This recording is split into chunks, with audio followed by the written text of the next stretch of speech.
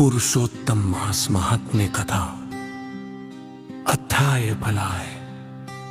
नैमिषारण्य में बैठे ऋषियों ने सूत जी से विनम्रता पूर्वक कहा, हे महाभाग, भगवान नारायण ने नारद जी से जो शुभ और रहस्यमय वचन कहे उन्हें हमें विस्तार से सुनाए।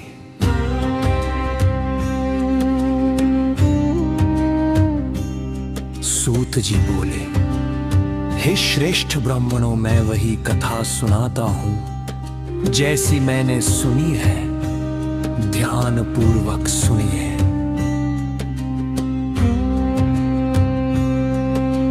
भगवान नारायण बोले, हे नारद, पहले एक पुरातन प्रसंग सुनो, जो स्वयं श्री कृष्ण ने धर्मराज युधिष्ठिर से कहा था। एक समय की बात है। द्यूत क्रीड़ा में छलपूर्वक हार कर युधिष्ठिर और उनके भाई पांडव अपना राज्य खो बैठे। सबके सामने द्रौपदी का अपमान हुआ।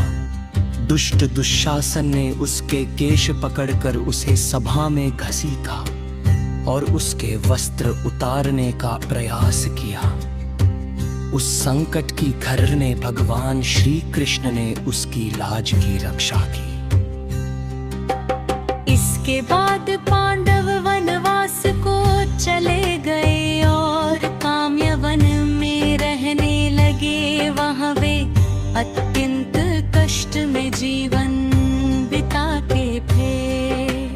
कंदमूल और फल खाकर धूल से ढके शरीर और बढ़े हुए बालों के साथ वे तपस्वियों की तरह जीवन जी रहे थे।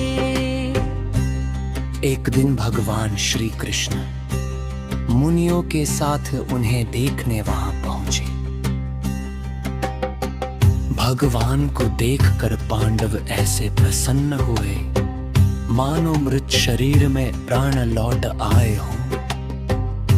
उन्होंने प्रेम पूर्वक उनका स्वागत किया और चरणों में प्रणाम किया। द्रौपदी भी अत्यंत विनम्रता से उनके सामने उपस्थित हुई। पांडवों और द्रौपदी की दयनीय अवस्था देखकर भगवान श्री कृष्ण का हृदय द्रवित हो गया और वे कौरवों पर अत्यंत क्रोधित हो उठे। उनका क्रोध प्रलय की अग्नि के समान भयंकर था। ऐसा प्रतीत हो रहा था कि वे संपूर्ण संसार को नष्ट कर देंगे। यह देख कर अर्जुन भयभीत हो गए और उन्होंने हाथ जोड़कर भगवान की स्तुति करते हुए कहा, हे प्रभु, आप जगत के रक्षक हैं। एक के अपराध के कारण संपूर्ण सृष्टि का नाश करना उचित नहीं है। जैसे कोई मच्छरों को मारने के लिए अपना घर नहीं जलाता, वैसे ही आप भी क्रोध को शांत करें।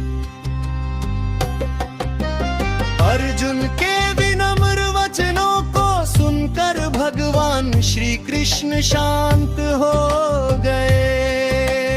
उनका क्रोध शांत होते ही पांडवों ने राहत की सांस ली और प्रेम पूर्वक उनकी सेवा की। इसके बाद अर्जुन ने भगवान से वही प्रश्न किया जो आगे नारद जी ने नारायण से पूछा था। हे प्रभु, ऐसा कौन सा उपाय है जिससे मनुष्य के सभी दुख दूर हो जाएं? भगवान श्री कृष्ण ने कहा, हे अर्जुन, यह अत्यंत गुप्त और दुर्लभ रहस्य है, जैसे ऋषि मुनि भी आसानी से नहीं जानते। फिर भी तुम्हारे प्रेम और भक्ति के कारण मैं तुम्हें बताता हूँ।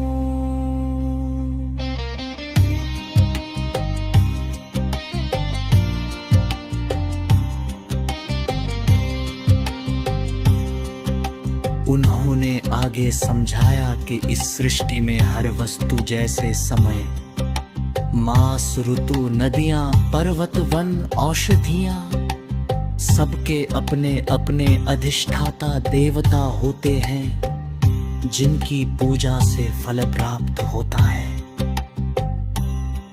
फिर उन्होंने एक अद्भुत कथा सुनाई।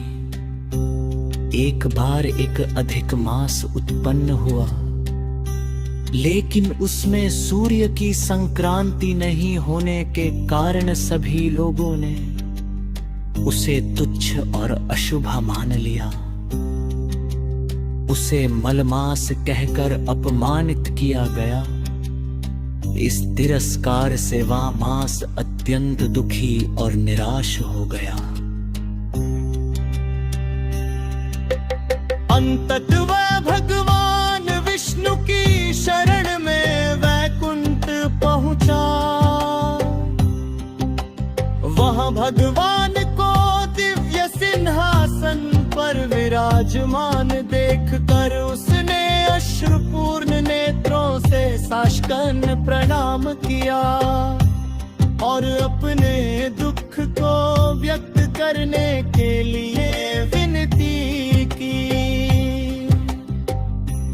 इतना कहकर बद्रीनाथ थोड़ी देर के लिए मौन हो गए।